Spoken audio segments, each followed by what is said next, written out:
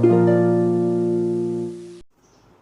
Students, स्वागत है आप सभी का भगवान Mahavir English academy online classes में, जिसमें मैं पंकज कुमार स्वामी आप सभी बच्चों को इंग्लिश सब्जेक्ट पढ़ा रहा हूं क्लास 3 to 10 तक।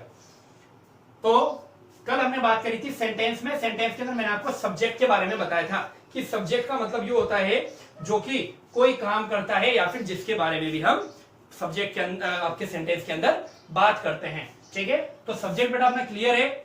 अब अपन बात करेंगे वर्ब की। ठीक है, तो अब अपना जो मैंने आपको सेंटेंस के अंदर बताया था 3 भाग होते हैं, सब्जेक्ट, वर्ब और ऑब्जेक्ट। तो आज मैं बात करूंगा वर्ब की। क्या होती है वर्ब? वर्ब का मतलब होता है क्रिया। तो आप समझ गए होंगे, कार्य को क्रिया कहते हैं, यानी कि आपका जो सब्जेक्ट है वो सेंटेंस के अंदर जो भी काम कर रहा है उसको हम क्या कहेंगे? क्रिया कहेंगे। कहने का मतलब है द एक्शन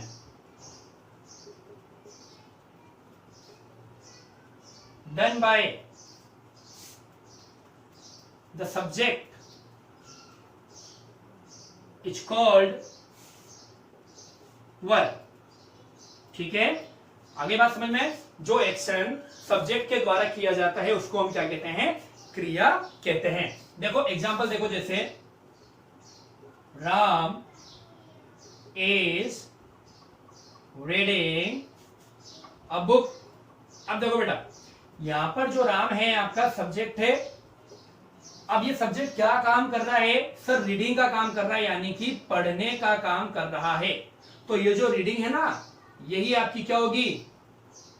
वर्ब है। बात आ गई समझ में? एक और देखो, जैसे राम इज स्लीपिंग।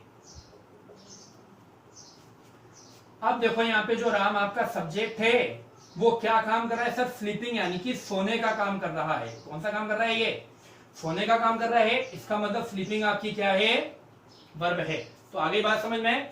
जो भी सब्जेक्ट काम करता है वही आपका क्या कहलाता है? वर्ब कहलाता है। क्लियर हुआ? मिटा दूं? लिख लो अगर नहीं लिखा है तो। ठीक है, ठीक है बेटा, मिटा रहा हूं मैं, है ना, क्योंकि मेरे को दूसरी डेफिनेशन और बतानी है वर्ब की। दूसरी डेफिनेशन क्या है? देखो, ये पहली डेफिनेशन थी। दूसरी है सब्जेक्ट के बारे में जो कहा गया है वर्ब कहलाता है। आया समझ में? क्या लिखा मैंने?